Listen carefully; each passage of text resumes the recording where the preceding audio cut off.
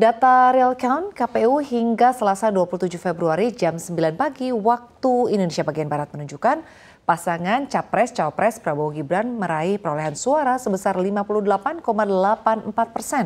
Ini bertahan unggul atas pasangan Anies Mohaimin dan juga Ganjar Mahfud.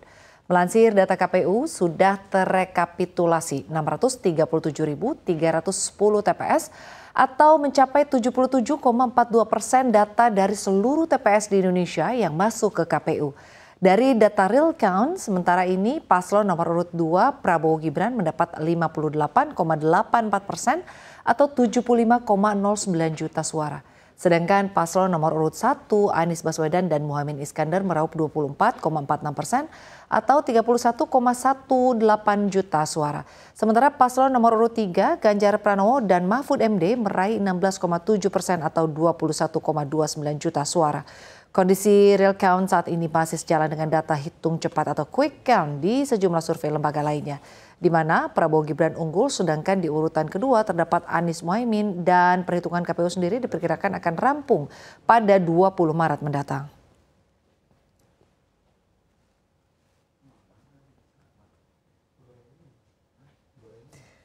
Dan kini kita beralih ke informasi selanjutnya, ada bocoran pertemuan Erlangga dan Jimli.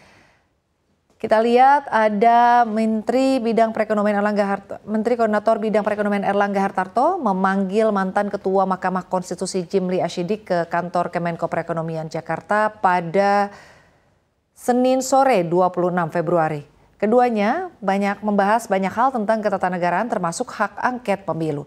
Terkait dengan hak angket, Jimli mengatakan telah berbicara kepada Erlangga agar menerima ide itu sebab hak angket menurutnya dinamika biasa dalam demokrasi. Namun menurutnya hak angket memang harus diperhatikan agar lebih terarah dan tidak melebar kemana-mana. Menurutnya pelaksanaan hak angket bisa menjadi catatan sejarah yang baik di era pemerintahan Jokowi.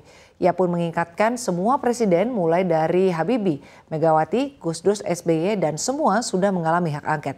Namun setidaknya masa 10 tahun terakhir hak angket tidak pernah ada dipakai DPR.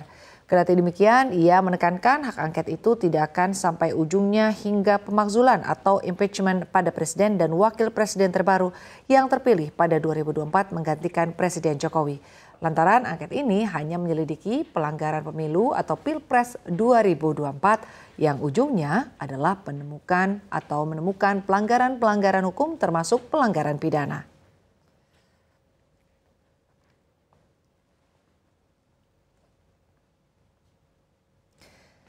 Kita ke informasi populer yang ketiga, ada rumah menteri di IKN kena nyinyir pemirsa. Iya, rumah menteri di Ibu Kota Nusantara, Kalimantan Timur ramai dibicarakan netizen. Mereka mengomentari mewahnya rumah menteri yang dibangun. Menteri Pendayagunaan Aparatur Negara dan Reformasi Birokrasi Azwar Anas buka suara terkait hal ini. Menurutnya, rumah menteri di IKN lebih kecil dibandingkan rumah dinas menteri yang ada saat ini. Namun dari segi kemewahan, ia enggan bicara lebih panjang dan kembali menekankan dari segi ukuran memang lebih kecil, adapun pembangunan rumah menteri dalam proyek atau dalam naungan proyek Menteri PUPR. Pada sosial media X ramai pembicaraan mengenai megahnya rumah menteri di IKN, setidaknya hampir 2.000 repost yang dilakukan netizen. Salah satu akun mengungkapkan kemarahan atas mewahnya rumah menteri di IKN dan memperkirakan gap kondisi yang sangat jauh bila dibandingkan dengan rumah warga di sana. Diketahui setidaknya ada 36 unit rumah menteri yang dibangun di atas pegunungan. Seluruhnya dilengkapi dengan prasarana, sarana dan utilitas mobiler serta fasum-fasos.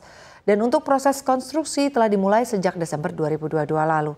Setiap rumah menteri berukuran sekitar 580 meter persegi dan luas lahan sekitar 1.000 meter persegi. Setidaknya saat ini sudah ada 2 unit rumah menteri yang sudah rampung.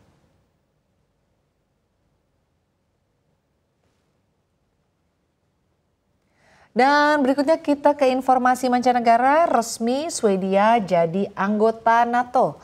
Parlemen Hungaria telah menyetujui aksesi Swedia ke NATO hampir 2 tahun setelah negara yang secara historis netral itu mengajukan permohonan untuk bergabung dengan aliansi militer tersebut.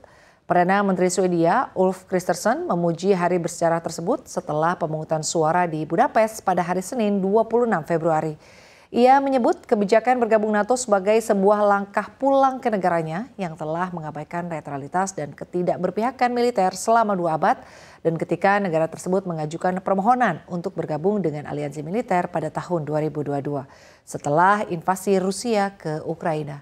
Kini, Swedia menjadi sekutu NATO ke-32. Proses keanggotaan Swedia memakan waktu jauh lebih lama dibandingkan Finlandia, negara tetangganya, karena ketegangan diplomatik dengan anggota NATO Turki dan Hungaria. Musim panas lalu, serangkaian pembakaran Al-Quran di Swedia memicu ketegangan dengan Ankara, namun akhirnya Turki memberikan persetujuannya terhadap ratifikasi NATO di negara Nordik tersebut pada bulan lalu. Sverige lämnar nu 200 år av neutralitet och alliansfrihet bakom oss. Det är ett stort steg. Det ska vi ta på allvar.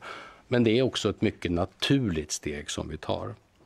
Medlemskapet i NATO betyder att vi nu kommer hem till ett stort antal demokratiers samarbete för fred och frihet. Ett mycket framgångsrikt samarbete. Hem till våra grannars samarbete för säkerhet. Hem till den krets av länder där vi i praktiken under mycket lång tid har hört hemma. Sverige är ju ett enastående land, men vi går in i NATO för att ännu bättre försvara allt det vi är och allt det som vi tror på.